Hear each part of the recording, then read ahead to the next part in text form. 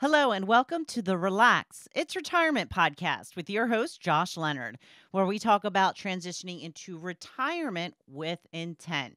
I'm Wendy McConnell. Hi, Josh. How are you? I'm fantastic. How are you doing, Wendy? Oh, I'm good. We were just talking about how we are experiencing some above normal temperatures and we're all loving it. I think that's it. Any warm weather gets a little extra joy, a little extra hop in our step. So Absolutely, um, especially being in Michigan. in Michigan, and we have Pete, our regular guest now. I'm gonna give it to you, Pete. You're a Thank you. regular guest now. Recurring As guest. returning regular, I'll take it. Yes, on a day where we get to look out the window and see some sunshine, it's a welcome it's a welcome different from what we're used to here, I guess. Absolutely. So, what are we going to be talking about today, Josh? Today, in just like that golden sunshine, we're going to talk about tips for mastering financial literacy in your golden years. So April is financial literacy month, so we thought we'd hit over some good points to be literate of when you're preparing and transitioning into retirement. Okay. Sounds good. Let's dig in. Let's jump right in. So the first one that we really wanted to talk through was income and budgeting. We'll get the fun stuff out of the way right away, Wendy. Great. Budgeting, my favorite word.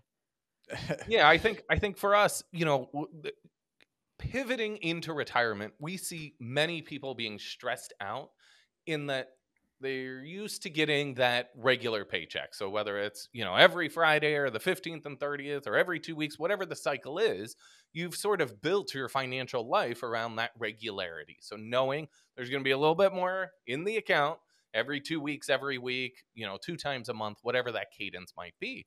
Once you're in retirement, well, that paycheck's not coming in anymore.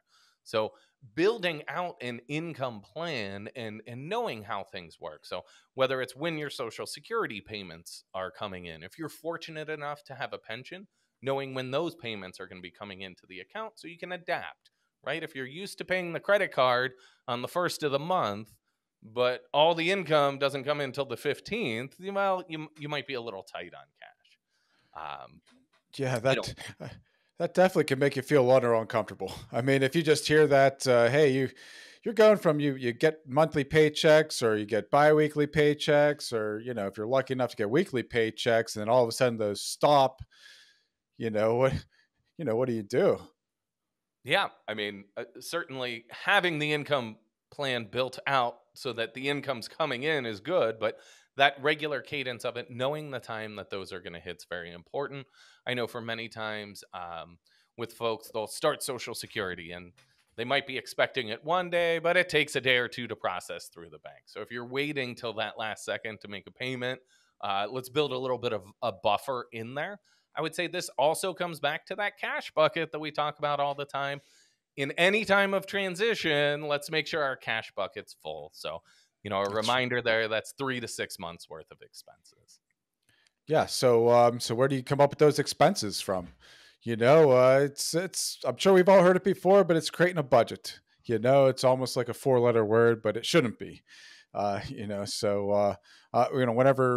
Whenever you start looking at changes in lives, and okay, now I have to have a living expenses 3 months. Where do you start? So start breaking down your expenses, right? We like to look at well, just start keeping track of your expenses. If you don't know what you're spending your money on, it's really hard to track and create an accounting or in a budget with that information. So usually we like to start with just keeping it simple, like, okay, what are your monthly expenses? What do you got coming up quarterly? What are just these annual expenses that just come up once a year? And just to use that as an example, it's if you're ready, come tax time here, it's tax time right now. If you're not ready for whenever those tax bills come due, that could be a little uncomfortable. It can really throw a wrench into things if you have to come up with a few extra $100 or a few extra $1,000, on that side of things. Yeah, certainly so. I think Pete, sometimes there's like people might overthink it or oversimplify it when trying to get a budget together, right? I mean, I think we've both seen clients that walk in, they're like, I only need blank per month because this is my mortgage, this is my car payment, and this is my insurance. And we're like, well, don't you eat food? Don't you put gas in the car, right? Like sometimes we forget about all the little things, right? Or gifts are another big one that I always work through with clients. Like, you're telling me you don't spend any money around the holidays or anything for birthdays.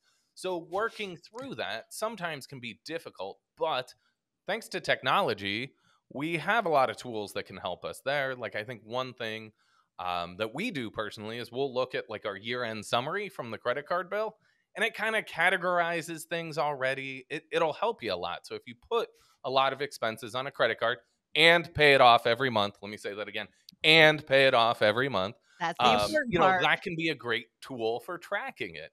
If you don't, because you don't trust yourself with a credit card and you use the bank account for everything, okay, great. You also have a record with a monthly statement there where you can easily discern where the money's coming. Or That's money's it. coming and going to. Yeah, I think you know, I definitely encourage people to utilize credit, especially in retirement, not just because of the, you know, a little bit of a buffer that it creates between you and a merchant or wherever you're spending your money. But yeah, you will have that accounting. You will have a way to keep track of these expenses. And so that, you know, once you do start to see these things, you'll find out that, you know, maybe some of these expenses are, you know, they're maybe something that you don't really need. So you can start breaking down where you're spending your money on essential expenses and non-essential expenses. Can You know, I so chime that in for also will just a help. minute, though, about Yes. the credit cards? Because I don't know if you guys are seeing this where you are, but now they're starting to charge you for using your charge card. And it's kind of a significant, it's at like 3%, 3%. Yeah. which it actually infuriates me because it should be a cost of doing business. So that kind of, I don't want to use my credit card a lot for that specific reason. So, like, any advice on that front? I I have seen that, and I think it is now legal to charge that fee. That is a So you'll fee see that it more. yeah, that businesses have always incurred, right? There's always been that transaction cost Exactly. for the business. So you're right, that's a cost of doing business. I think to me this also falls in the category of tipping for everything too, you know? Mm. Um Yeah. like literally everything now is, do you want a tip for this? So maybe that should be employee wages that the employer is paying the employee rather than asking for an additional 20% on every transaction. You know, it's pretty standard here in the US to do that at a restaurant where you're being served. Um, but now I think we see it almost, it seems like everywhere. I mean, I haven't got it at the checkout line at like Target or Walmart, but maybe Yeah, coming soon. yet. But that 3% fee, I mean, it's going one way or the other, right? So I think this is all a factor of inflation going up quickly. So how can we kind of shuffle the expenses to make it different? It's What a, is it, the benefit you're getting for the 3%? I think is always what to ask. I'm sorry, Pete, you had started. Yeah, no problem. I was, you know, I definitely feel like this is one of those things that are going to come out, you know, come out in the wash. You know, it's always going to be a little bit different, but I think we know for a fact that if a business is getting their paid via credit card, they're getting an accounting of that. They're not worried about employees can't just steal the money. You know, there's just to process cash, it's not free either. You know, people seem to think like it's free to give a business cash and them to take it to the bank. It's not. Those companies and those businesses, they have to pay uh, pretty much per amount. So, you know, if you deposit a couple $100 in cash as a business, or $500 or $1,000, guess what? You're going to pay more for that service because the bank has to process that. They just don't do it out of the goodness of their heart. So you know, just personally, I think that it's just a way for companies to charge a little bit more, and that's just an excuse that they're using. And I think the way that that comes out is us as consumers, we won't shop at those businesses that want to charge just extra, just to use a credit card because of our understanding that we know that it's a convenience for them too. It's more safe for them too. and it's just more convenient. I mean, it costs money. Like I said, it's not just cash. People look at that and they're like, there's no other expenses associated with that. Oh, really? How do you get that cash to your bank? You Yeah, you you carrier pigeon it there. I mean, you're telling me that that's more convenient than swiping a card and it's done for you. Right. So that's I a good think that. point, Pete. I Yeah. remember when Go, Pete. Thank you. yeah, when I Yes. worked at CVS as a kid, whenever I was a manager, I had to close up and take that envelope of cash to the bank, right? Exactly. That is a risk for the business. I mean, what Yeah. if, God forbid I was in a car accident, or not even like anything with malintent, just the factors of what happens when you transport something, right? Like there could be something there. It could be misaccounted for, counted wrong, blah, blah, blah. The digital ledger sometimes is easier, not that it's perfect, but I think that's a little bit easier on a business owner too. Pete, would you say then, are you optimistic that like maybe with some pushback from consumers, this will be something that kind of fades away over time? Yeah, absolutely. I Or do. I think once people start realizing that. Oh, sorry. Go ahead. or is it something that we just become numb to, like sales tax? Like I don't normally overly think of sales tax when I go to a store. You know, I think it's just one of those line items that kind of adds up at the bottom. Yeah, exactly. I'll just make sure that I'm getting more of a 3% benefit from my credit card as far as travel rewards or cash back than if the business is going Okay. to do that. Yeah. Maybe. But I mean, I think all we have to just say is, everybody's seen It's a Wonderful Life. You see what happens to that cash. It could destroy a whole town. So maybe, but in any case, that's, Yeah. Just it's, one thing it's, I but just wanted to mention, it's kind of like, tax is tax, you have to pay the sales tax that, but it's kind of like with ATM fees, when they started, so many people are just not willing to push back on it that it just becomes normal, as you were referring to. And I hope that this is something that people do push back on, Push back because on. this is something that they have had to pay for years and decades, and now they've had this opportunity to push it onto us, and I think we pay enough. Frankly. yeah, Yeah, exactly. just lower the prices by 3% then, Yeah, right? I'm cool with that. There you Yeah, go. I mean that's a good point you bring up, and I think in terms of tracking expenses, right, that is like another piece of inflation that's kind of thrown into the mix, right? If you had a perfectly set up budget and you somehow predicted inflation perfectly and all these other factors, a 3% credit card fee is going to throw that off. Yeah. All right, Pete, I interrupted you during your essential and non-essential Yeah. expenses. Sorry about that. Yeah, I think no problem. No, I think that's important, and I think that's a point that I usually try and make to people that that bring up that about those credit card fees, because there is cost of cash. But yeah, there are, so once you start looking at those, those expenses, you realize that, geez, I guess, maybe going to Dairy Queen every night isn't the best thing. Maybe instead we'll go and get a pint of ice cream at Giant Eagle, But so once you start to break down those expenses from, okay, this is a doctor's bill to maybe going out to eat. That's obviously an easy one, because of the, how much it does cost to go out to eat nowadays. But once you start breaking down those bills, into those different categories, it makes it a lot easier for budgeting. So I would say, Wendy, the 3% credit card fee is a non-essential expense. yeah, Right. Yeah, it is. that's right. Now. But you Yeah. do have an alternative. So, you could pay it with cash. I think depending on the individual business's rules, I think sometimes even a debit card can go around that, which I think be cautious there too, because then you're putting Your yourself bank at a account different at risk. Yeah, Yeah. absolutely. But I think in terms of budgeting and stuff, don't forget about taxes too. So we kind of touched on that in our conversation. Let's make sure that, we're equating for taxes, right? It's a rude awakening to not factor in for taxes. Yes. Oh yeah. Yeah. Yep. That's a big surprise you don't want sometimes. So, yep. And then, so once you have everything in place, with your budget, you can go through it, you track your expenses. And you break it down, whether it's good or bad. I think it's good to just have a line in the sand. So you say, all right, we're over budget. This is too much. This isn't what our budget should be. We're spending way too much. We need to put this down, or say, hey, you know what? We got plenty of space to go. Let's take that extra trip. I don't think that budgeting always has to be a negative thing, or saying that, hey, you're going to run out of money. It could just be a way to say, you know what? Get that balcony room. You know what? Get that appetizer at dinner.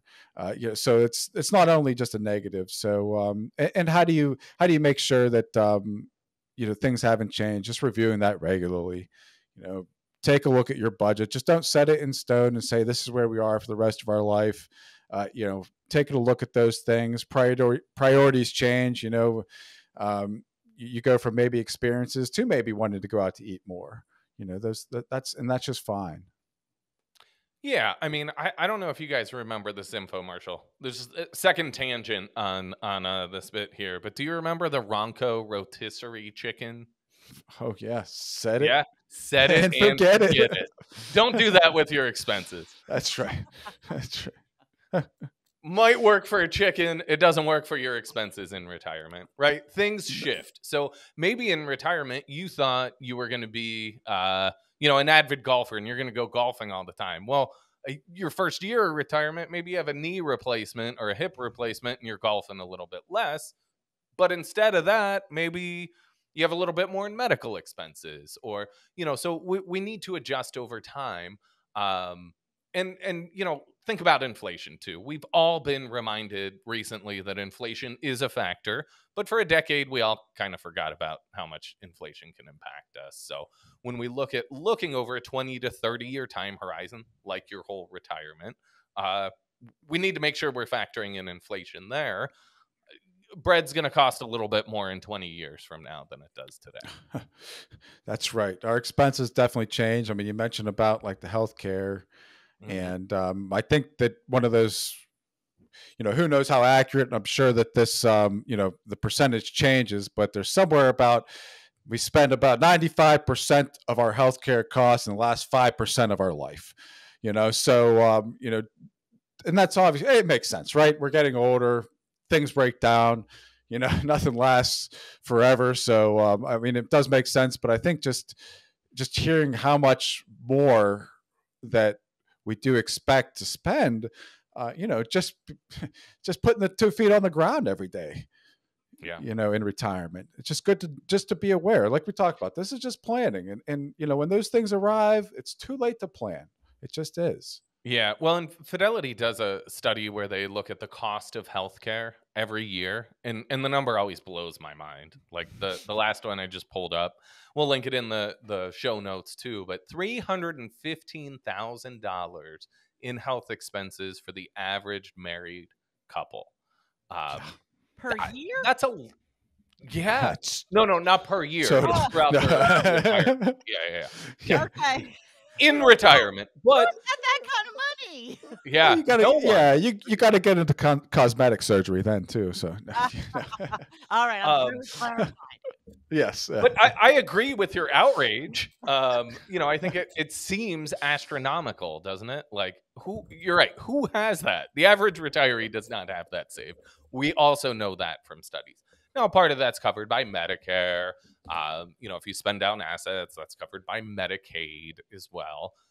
And that's average, right? So there could be someone that lived in a nursing home for 20 years, right? That's going to throw the average way off, as opposed to somebody that, unfortunately had a tragic accident the second day of retirement. So I think there's a broad swath there, like any average, but stunning nonetheless. So in retirement, knowing that $315,000 could come out of retirement, it's kind of important to do appropriate Medicare planning as you're transitioning onto Medicare. So thinking about your health, tracking your medications, making sure that you're getting the best health plan you can to offset those costs as much as possible. If we could make our health costs predictable and affordable, we'd all be in great shape.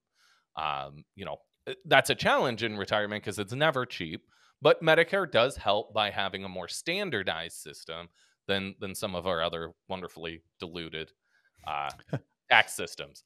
I think the other one, if you're looking out to retirement, if retirement's a few years out, or if you're quite a bit younger, like myself, where you're still accumulating assets, HSAs can be a huge asset for you. When you put the money in, you don't pay taxes. You can invest that money and grow it tax free.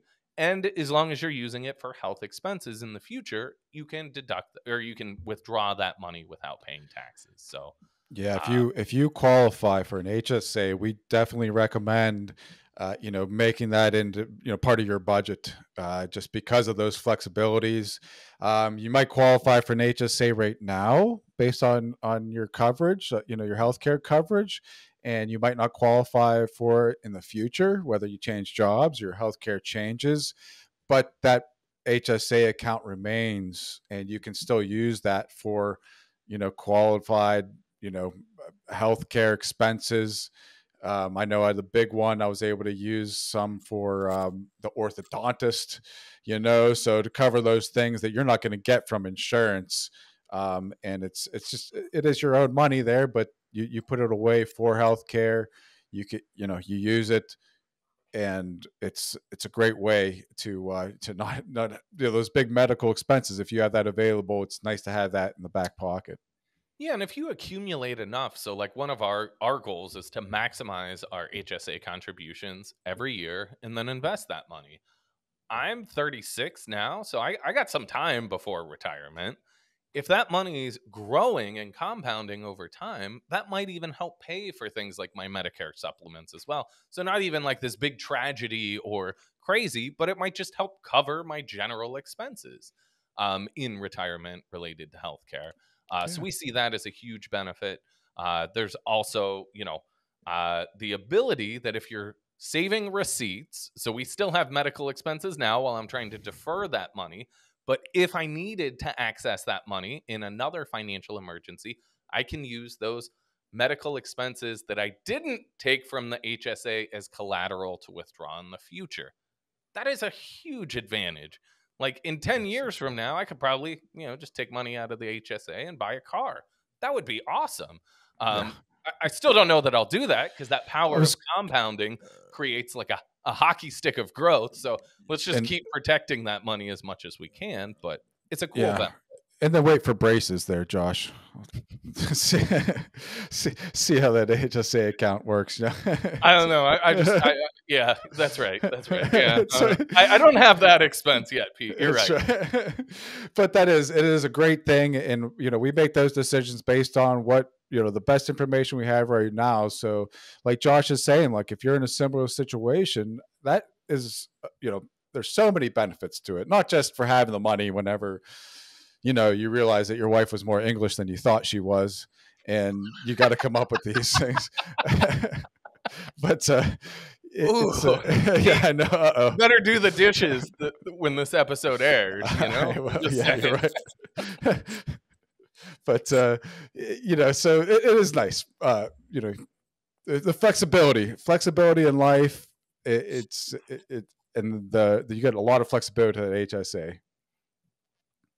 That's true. That's certainly true. I think it's a big benefit. I think the other thing that we like to talk to folks about relating to health stuff is long-term care planning. So, long-term care insurance certainly gets a bad rap because it is guaranteed renewable.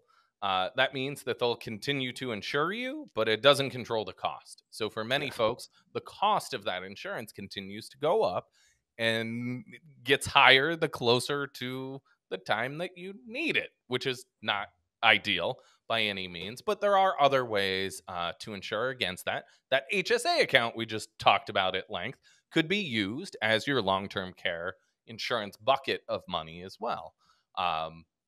You could say, heck, I'm just going to spend down assets. Or you could also look to use something like life insurance to help offset those costs as well. Absolutely. Like we talked about, you spend most of the money at the end of life on our health care. So, having some sort of long-term care plan, just being aware of what that might cost, that helps determine if you need insurance or other other avenues. Yeah. Yeah. And I think there's so much uncertainty around that, right? You don't know what's going to happen at end of life. So having any flexibility in there where you may be able to use that money in a couple different ways, I think is always prudent planning, right? We don't want to over insure for a risk that we never have, especially if that insurance is very expensive. Yeah, absolutely. Absolutely. And then, and that obviously that moves we like to look at our other assets. It's just not one piece of the puzzle there. Long-term care planning, whenever you look at the other assets within your portfolio, you might have to start, like we talked about, we're in the distributions phase of life. So whenever we start to get there, you got to, reset things. So looking at making your portfolio, making your investment accounts have some accessibility to them. So we know we like to talk about having that emergency fund, our cash bucket. We got our income bucket taken care of, and then we got that growth bucket. So that growth bucket still has to shift even with us in retirement. So you can't just have things invested the way that they were whenever you were constantly putting money into them. You got to get a little more conservative. You got to find a way that, okay, if an emergency happens or a healthcare, scare happens, I have more within that growth bucket that isn't fluctuating as much, that isn't going to be down, 15, 20% whenever you might need to use it. So shifting our investment mindset to not only be a little more conservative, but having a realistic expectation on the returns that we should expect from that in retirement. So it's going to be a little less, Wendy, whenever you kick off the work boots. You should have that expectation. Okay. Yeah, I think so. I think the expenses that we might incur in the future are always uncertainty, and we talk a lot about timeline. So, what is your timeline to when you might need this money? And as that timeline gets shorter, we need to certainly protect that. Pete, we have had such a good discussion today. We have slightly gone over our allotted time, so this one we're going to take out of Financial Literacy Month and do a part 2 here in 2 more weeks. We have a guest coming on next week, so we'll take a break and then come back to financial literacy and help cover the rest of these topics here in 2 weeks. If you're listening to this episode today, Wendy, what happened? You threw me off. Was there? I saw a grimace or something. I was going to say something. I was going to be like, it's a cliffhanger. Okay. Well, let's cut back. We can do that. I was like, wait, did I say something wrong? Oh, no. All right. So then pick it up from where after you'd said, there'll be a guest and then we'll come back. And then what did you say after that? Yep. So in 2 weeks, we'll have a special guest on and we'll pick back up with some financial literacy topics then. It's like a cliffhanger. It is. Everyone is so excited about Financial Literacy Month in April. We'll carry this baby over to May. Yay! But if you're concerned about your retirement financial literacy and want to talk to a financial professional, Pete and I are always available for a 15-minute call to address some of those concerns that you might have, whether it's that Medicare planning, whether or not to utilize an HSA, or your investment allocation. We're happy to help. So feel free to click into the show notes and click to schedule a 15-minute phone call with Pete or I. We'd be happy to answer those questions for you and help make sure your retirement is successful. Pete, thanks a lot for joining today. And Wendy, thanks for jumping on. Look forward to seeing you guys here in a couple weeks to continue into part 2. Awesome. Thanks. Looking forward to it, Josh. Thanks, Wendy. Thank you, guys.